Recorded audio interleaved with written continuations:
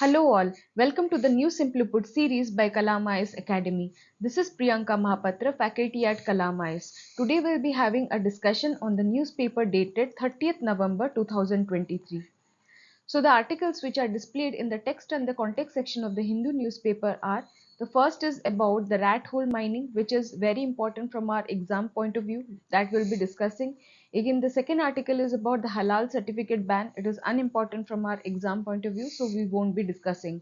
Again, in the Indian Express newspaper, an important article appeared about the evolution of the UAPA Act. So that we'll be discussing. So let's get started. So these are the two articles we are going to discuss today, displayed on your screen. So the first article is about the UAPA Act. It is important from the GS paper 2 perspective, GS paper 3 perspective, where terrorism is explicitly mentioned in the syllabus. Again, it is important from the essay paper as well, whenever any topic of internal security will appear. So recently, the UAPA Act is once again at the center of the controversy. Why it is at the center of the controversy? Because 7 students in Central Kashmir, they are being arrested and booked under the UAPA Act recently. So what is the GNK police citing? The reason for which the 7 students are being arrested? It is citing some softer provision of the UAPA Act under which it has booked these students, very far away from any terrorist activities involved in the process. So you know now that how UAPA Act is becoming more draconian over the years. So we'll look into this. We'll look into the evolution of the UAPA Act over the years. So what is UAPA Act? Firstly, it gives powers to the government to probe and prosecute people for the acts of terrorism, and also it can designate any organization, any terrorist organization for that matter, or even an individual as a terrorist. So coming to the history, it has been enacted on the recommendation of the National Integration Council set up in 1961. So then at that time, there was no explicit discussion on the word terrorism. Therefore, there was no explicit mention of the word terrorism in any of the laws. Basically, the concern then was to counter the secessionist tendencies dividing the country then. Right? So in 1962, the National Integration Council constituted a committee which recommended the introduction of some reasonable restrictions in exercise of fundamental rights. So the Constitution 16th Amendment Act in 1963 was passed, which introduced certain reasonable restrictions in the exercise of fundamental rights, namely freedom of speech and expression, right to assembly peacefully, right to form associations and union. So in order to enable these implementation of the restrictions, UAPA was introduced and enacted in 1967. Right? So this has been the history in the enactment process. So in the original form, the act largely dealt with the secessionist activities. That is, any activities that divided the country. And there was no mention of terrorism explicitly. Right? So then after, there were many amendments done to the UAPA Act. For that matter, 2004, 2008 after the Mumbai attacks, 2012 and 2019 recently are very, very important from the amendment perspective. What happened in 2004? The then UPA government, it repealed the Prevention of Terrorist Activities Act, that is POTA Act, that year. So in order to fill the void created by the POTA Act, the UAPA was amended to bring the terrorist activities into the fold. After which 34 outfits, including Lashkar-e-Taiba and Jaish-e-Mohammed, were banned. Again, it amended the section 1 of the act in order to include the citizens abroad under the act. Again, it added a clause, disaffection against India, to the definition of the unlawful activity in section 2. Originally in section 2, the unlawful activity comprised, it meant that any secessionist activity which is intended to disrupt the sovereignty and territorial integrity of the country. But now, any element which is showing disaffection against India can be booked under the UAPA Act. So you can know from here that the UAPA is further evolved now after 2004 to include situations where it doesn't appear to be the acts of terror, right? So now the 2008 amendment, which was basically a reaction to the 26/11 Mumbai attacks. So it broadened the definition of terrorism in the act, it brought longer imprisonment provision, and the bail conditions were made more stringent. The anticipatory bail was denied in the process now. Again, it introduced the vague phrase by any other means to the section 15 of the act. So section 15 of the act defined that terrorism can happen by the way of use of explosives, poisons and gases only. But now it can happen by any other means, and that the government will be deciding which act can lead to the act of terrorism. So it is giving sweeping powers to the government to decide any disruptive act as an act of terrorism. Again, it has allowed the authorities to book protesters under the act. For example, Umar Khalid arrest for participating in the anti-CAA protest. So you know now how the act is becoming more draconian. It is evolving to become more dangerous with the coming of more amendments. Then again, section 43 was expanded to delegate more powers to the more level of officers that would be involved to investigate the terror cases. So more number of officers are now required under the act to investigate the terror cases. Then it extended the duration of police custody from 15 days to 30 days, and also the judicial custody from 90 to 180 days. It ruled out the anticipatory bail and made securing bail after the arrest extremely difficult. Then section 43A, it put the burden of proof on the accused. The court will firstly presume that the person has committed the act of terrorism. Now it is on the accused to prove that she is not guilty. Right? So burden of proof is kept on the accused now according to section 43E. Then coming to the 2012 amendment. In 2012 amendment, economic security of the country was taken into account. It was taken into the ambit of the act, where the production, smuggling and distribution of counterfeit Indian currency was considered to be an offense under the act. So the second amendment, which was brought in the 2012, that it increased the period of an organization to be declared as unlawful association from 2 years to 5 years.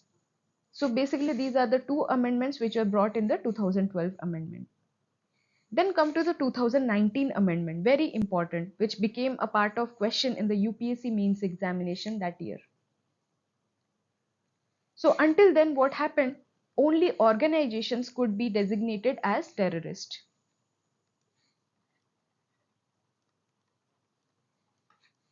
But now individuals can be also designated as a terrorist. Why was it done so? Because when an organization was banned and designated as terrorist organizations, the member would disperse from that organization and spread terror outside. So in order to check the spread of terror, the individuals were now designated as terrorists. They were banned. Again, NIA, National Investigation Agency, it got powers to seize assets belonging to the terrorists across the country without seeking consent from the state concerned, without even informing them.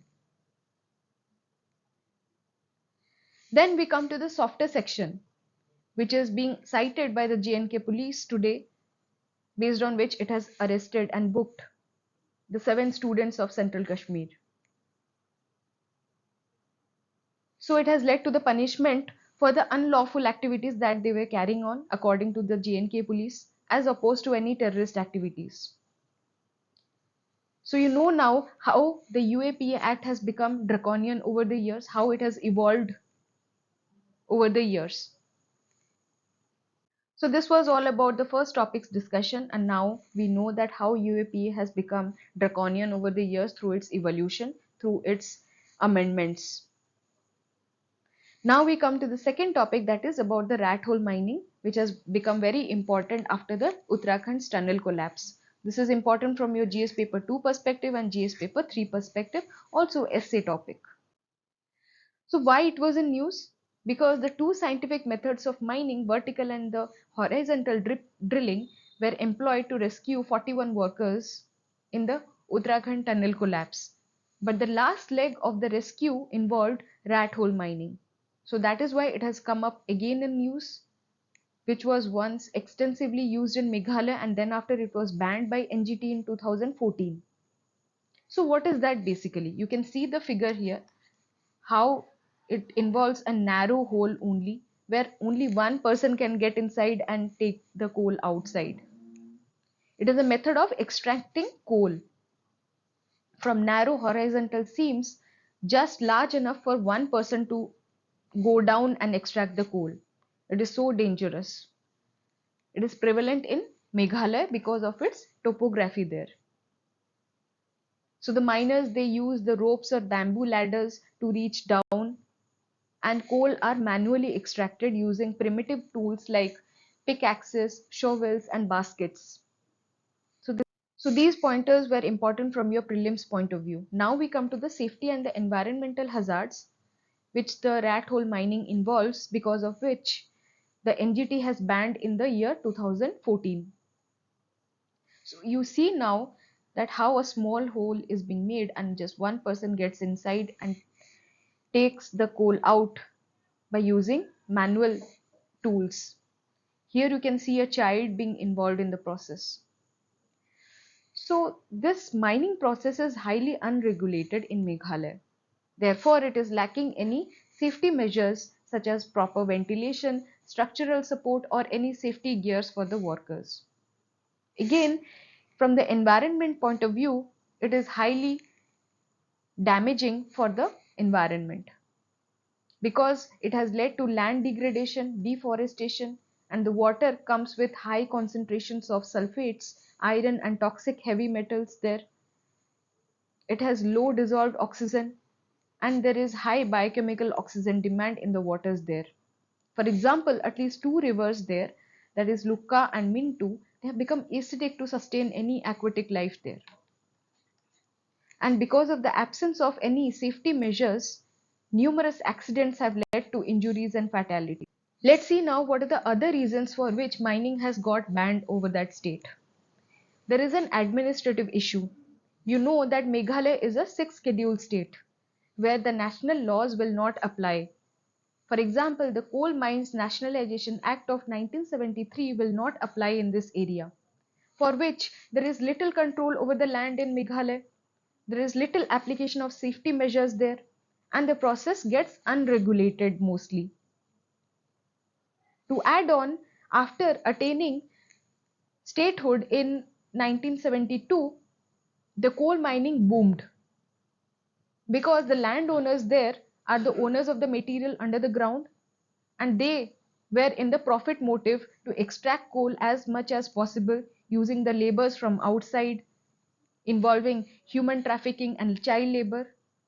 For that matter, Impulse, Meghalaya based NGO, it has come up with the fact that the issue of human trafficking and child labor is rampant in such mines. Around 70,000 children, they have migrated from Bangladesh and Nepal and employed in these mines. Even the laborers, they are migrating from Assam, Nepal, and adjoining Bangladesh and risking the hazards of rat hole mining, because the locals, they are not, they are scared of the hazards there.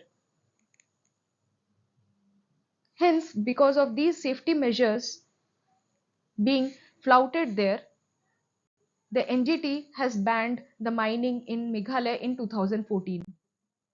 So what is the way forward? Unlike in Chhattisgarh and Jharkhand, the coal seams in Meghalaya are very thin. So there is no way out other than having the rat hole mining there. It is one of the most economically viable option than the open cast mining there. and there is a reserve of around 576.48 million tons of low ash, high sulfur coal belonging to the Eocene age. So for that matter, state government is under constant pressure to again continue with the rat hole mining there.